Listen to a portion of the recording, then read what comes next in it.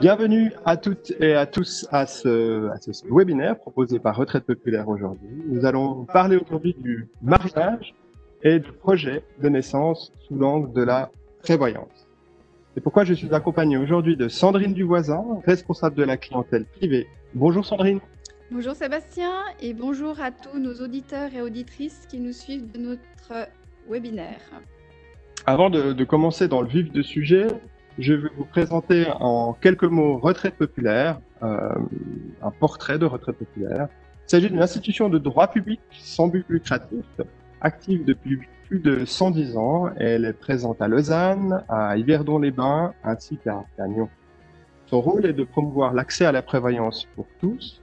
Et puis, elle a environ 200 000 assurés à ce jour. Retraite Populaire propose aux personnes privées, des particuliers, des produits de troisième pilier et également des produits de rente. Pour les entreprises, elle propose des solutions de plans de prévoyance et puis elle gère des actifs à hauteur de 27 milliards de francs suisses. Elle propose aussi à la location plus de 13 500 logements pour les locataires et aussi des surfaces commerciales et des surfaces industrielles pour les entrepreneurs et les entreprises. Voilà, le webinaire va se dérouler de la manière suivante, sous la forme d'un interview avec Sandrine, et puis des questions et des réponses que je vais lui poser. Enfin, je vais lui poser les questions, elle va me donner les réponses. Vous pouvez évidemment à tout moment aussi intervenir via l'option chat que vous avez à votre droite. Donc vous pouvez nous écrire vos questions, on y reviendra à la fin de ce webinaire. On tâchera de répondre à l'ensemble de vos questions et si c'est pas le cas, on les traitera, j'irai au cas par cas. Sans plus attendre, je vous propose d'attaquer du coup le vif du sujet avec Sandrine, avec notamment la première question. Première question qui est « Je viens de me marier et quelles sont les conséquences sur ma prévoyance ?» Tout d'abord Sébastien, je te félicite pour cet heureux événement. Et puis avant de commencer, j'aimerais juste faire un petit rappel sur notre système de prévoyance en Suisse. Nous sommes basés sur le système dit des 3 piliers. Le premier pilier est avant tout pour couvrir les besoins vitaux et c'est ce qu'on appelle l'AVS ainsi que l'AI, l'assurance invalidité. Ce premier pilier est obligatoire pour toutes les personnes domiciliées ou actives en Suisse. Quant au deuxième pilier, la prévoyance professionnelle, elle a comme pour but de maintenir le niveau de vie habituel, c'est-à-dire environ le 60% de votre dernier salaire. Cette prévoyance, elle est obligatoire. En fait, les caisses de pension peuvent vous proposer des prestations complémentaires et votre avoir de prévoyance est placé dans la caisse de pension choisie par votre employeur. Quant au troisième pilier, lui, il sert en fait à combler les lacunes de prévoyance du premier et du deuxième pilier. Comme on l'a vu auparavant, le 60% de votre dernier salaire est assuré, donc il reste encore à peu près 20 à 30% que vous pouvez combler vous-même de manière individuelle. J'aimerais revenir à ta question, Sébastien, sur les conséquences par rapport à la prévoyance. Au niveau du premier pilier de l'AVS et de l'AI, les revenus obtenus par toi et ta conjointe pendant toute la durée du mariage sont inscrits pour moitié au compte individuel de chacun. Si je prends un exemple plus concret, tu gagnes 65 000 francs, ton épouse gagne 72 000 francs, vous avez des revenus totaux de 137 000 francs. 68 500 francs seront crédités sur ton compte AVS ainsi que celui de ton épouse, et ceci tout au long de votre mariage. En ce qui concerne la prévoyance professionnelle, vous aurez chacun votre propre caisse de pension qui dépendra en fait du choix de votre employeur. Et chacun constitue sa propre épargne, est assuré contre les risques invalidité et décès selon le plan de prévoyance que l'employeur a choisi.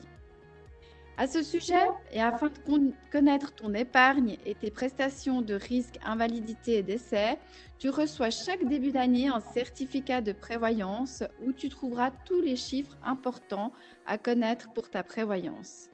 Et enfin, en ce qui concerne la prévoyance individuelle dite du troisième pilier, en cas de mariage, chacun a sa propre prévoyance individuelle et la constitue de la manière dont il le désire. Alors, merci beaucoup Sandrine, c'est tout clair pour moi.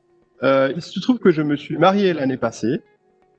Et puis, s'il m'arrive un imprévu, si je tombe malade ou un accident grave, Qu'est-ce qui se passe?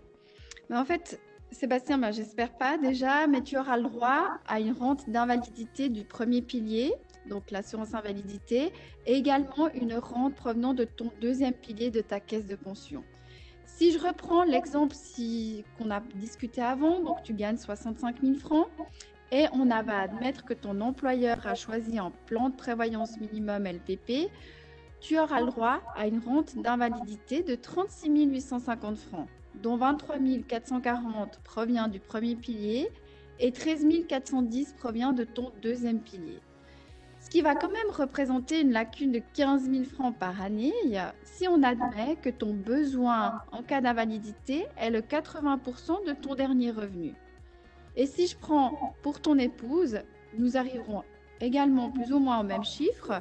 On sera à une rente d'invalidité totale de 39 840 francs et elle aura également une lacune à combler de 15 000 francs. Bien sûr, tout ce que je vous dis là, c'est à vérifier selon vos situations individuelles de chacun et chacune et ces chiffres seront toujours sur votre certificat d'assurance que vous recevez chaque année. Merci Sandrine. Ça fait beaucoup de chiffres à retenir, mais en fait, en résumé, en gros, s'il m'arrive un accident tel qu'une incapacité de gain, une maladie grave, etc., finalement, je vais toucher 80% de mon revenu. Donc, ça veut dire que j'ai une lacune de 20%. Et comment est-ce que je peux faire justement pour me préparer? Alors, en fait, avec notre solution modulo, tu pourras ou vous pourrez souscrire à une prévoyance vie individuelle et cotiser le montant que vous souhaitez. Tu auras ainsi la possibilité d'inclure une rente d'invalidité mensuelle de 1 250 francs.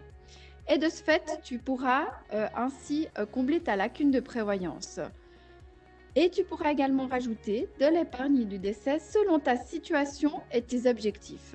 Cette assurance vie pourra être déductible également des impôts.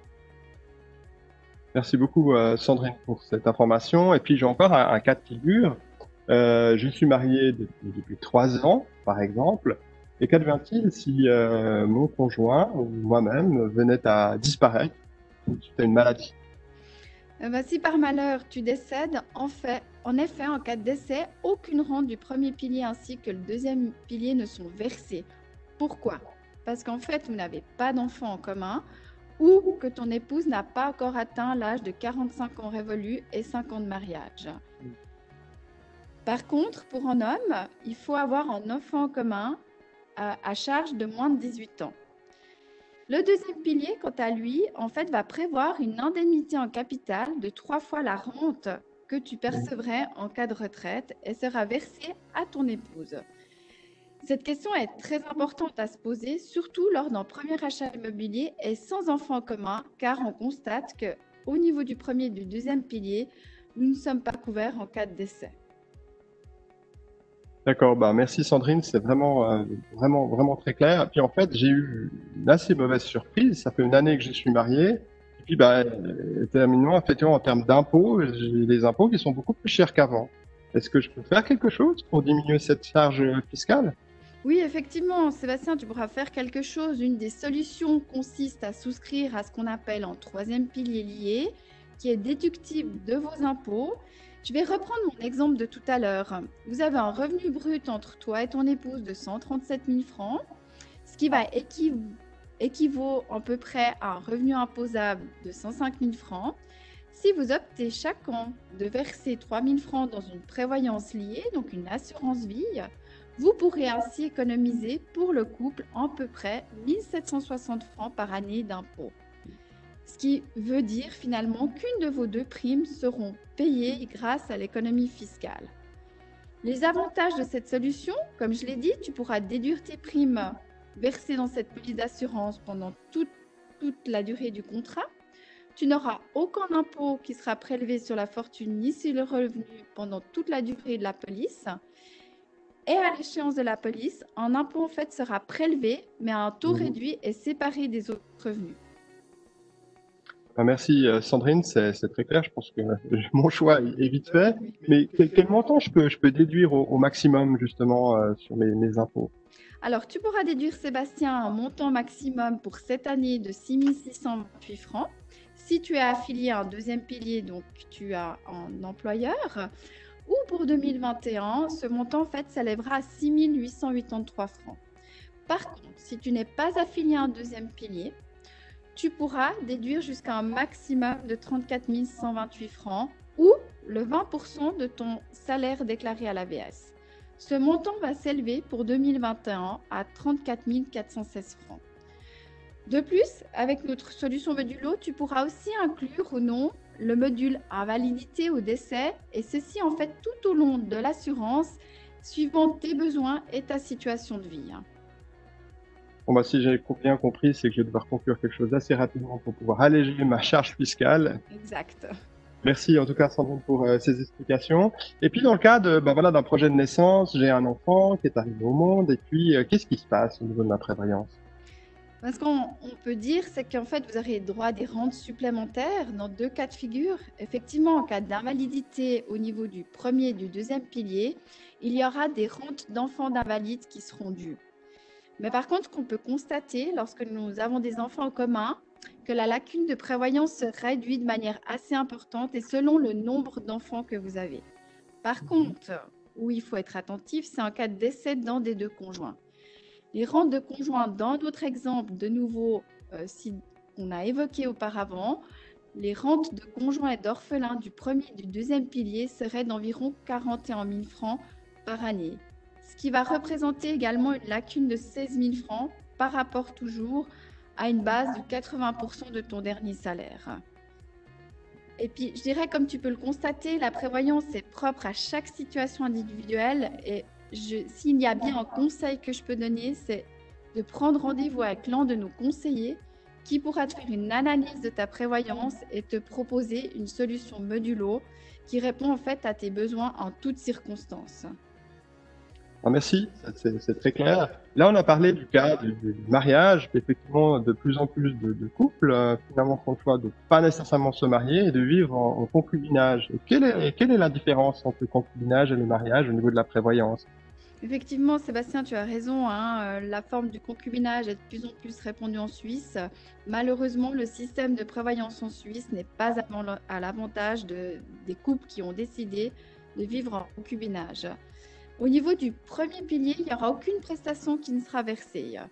En revanche, pour le deuxième pilier, et ça c'est primordial de le contrôler dans le règlement de ta caisse de pension, en général, les caisses de pension reconnaissent le concubinage pour autant qu'il y ait une vie ininterrompue d'au moins 5 ans à la même adresse, ou en enfant commun, ou si toi, tu subvenais aux besoins de ta compagne. Mais si tu désires protéger ta concubine, avec notre solution modulo, tu pourras inclure de l'épargne avec un risque d'essai et la mettre ainsi à l'abri de tout ce qui pourrait se passer. Et je dirais que ceci est d'autant plus important si tu es copropriétaire avec elle. D'accord. Bien immobilier, bien évidemment. Merci Sandrine pour ces explications. Je vais regarder du côté du chat si on a reçu quelques questions de la part de nos auditeurs. Oui, on a une question concernant mon épouse est enceinte. Au niveau, j'ai décidé de baisser mon taux d'activité à 80%. Quelles sont les conséquences sur ma prévoyance? C'est la question qui est posée. Voilà, si on baisse son taux d'activité à 80%, qu'est-ce qui se passe? Alors voilà, je dirais qu'au niveau du premier pilier, l'impact sera moindre. Comme je l'ai expliqué avant, il y a le système du splitting. Donc selon le salaire de ton épouse, vous aurez certainement une rente maximum à l'AVS. Par contre, au niveau de ta prévoyance professionnelle, ton épargne va baisser en fonction de ton nouveau salaire, ainsi que les prestations de risque d'essai invalidité, ce qui va te créer encore une lacune plus importante.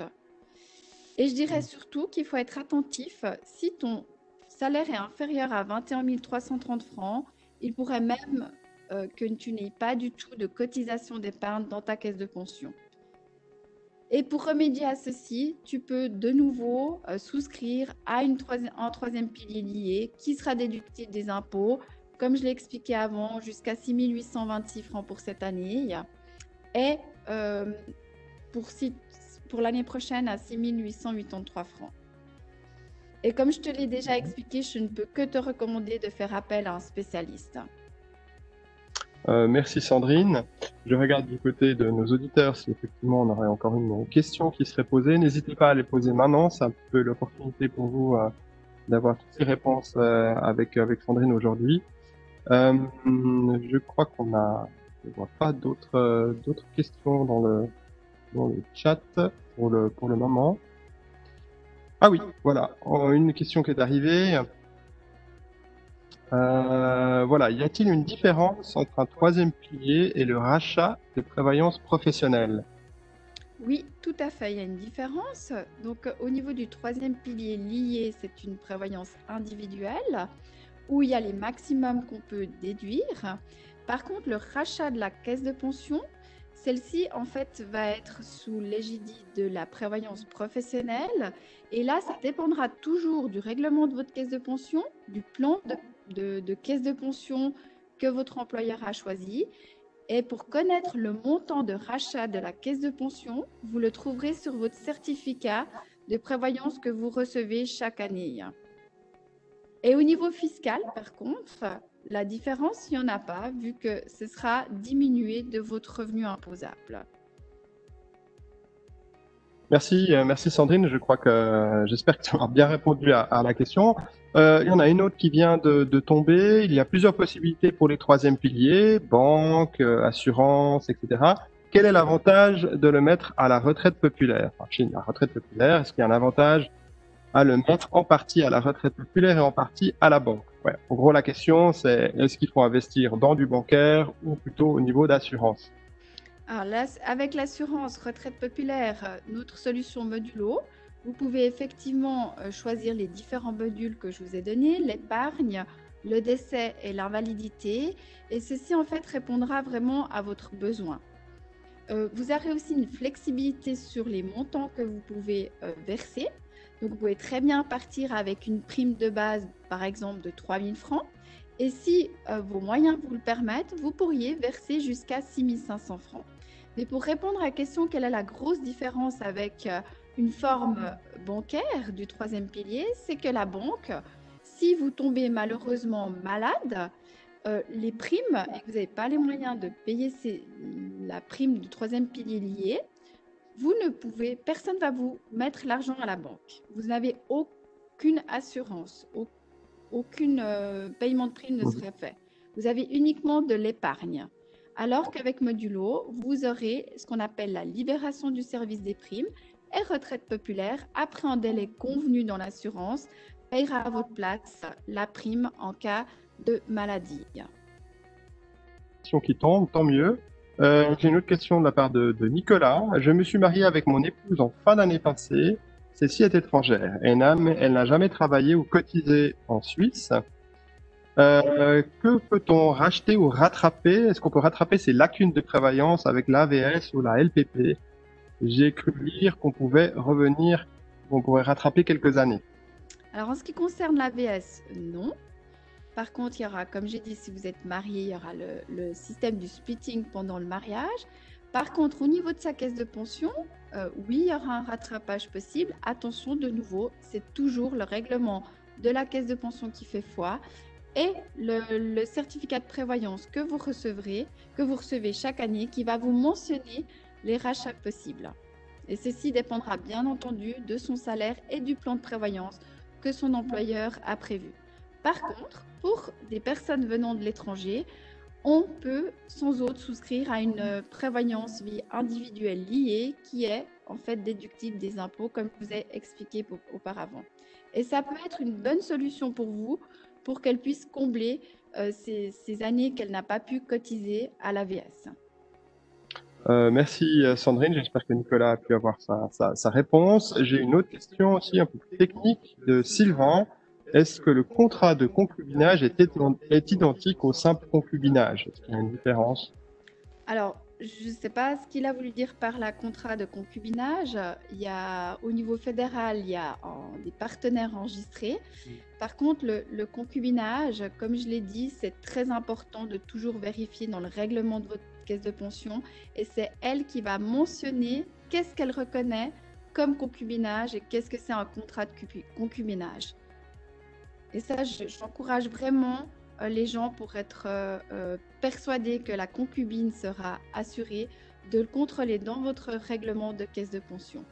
Et ce qui est aussi important, c'est d'annoncer votre vie ininterrompue de plus de 5 ans avec votre concubin ou concubine auprès de votre caisse de pension. Très bien, merci Sandrine pour ces explications. J'espère qu'elles sont claires pour nos auditeurs.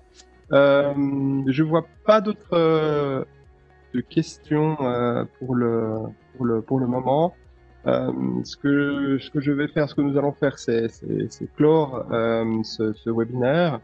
Je vous remercie, en tout cas, je remercie Sandrine, beaucoup Sandrine Duvoisin pour ton intervention. Je remercie beaucoup les auditeurs pour leur participation à ce webinaire réalisé par Retraite Populaire. Il y en aura d'autres qui vont être planifiés cette année et également l'année prochaine. Donc, restez attentifs. Si jamais d'aventure il y a un sujet qui vous intéresse, n'hésitez pas à vous inscrire. Aussi, pour toutes les questions auxquelles on n'a pas pu répondre aujourd'hui par manque de temps ou des questions plus spécifiques, moins généralistes, qui concernent plutôt votre situation personnelle, je vais partager justement le contact, notre contact, de manière à ce que vous puissiez justement nous envoyer vos questions et vos réponses, surtout vos questions, et on y répondra. Je vais vous mettre, voilà, vous voyez apparaître à l'écran votre contact. N'hésitez pas à nous écrire ou à nous téléphoner pour toutes vos questions plus personnelles en fonction de votre situation. Merci Sandrine. Merci à toi Sébastien. Pour cette journée, pour ce webinaire. Merci à vous tous pour votre attention et je vous souhaite une excellente journée. Au revoir. Bonne journée à toutes et à tous. Merci pour votre participation.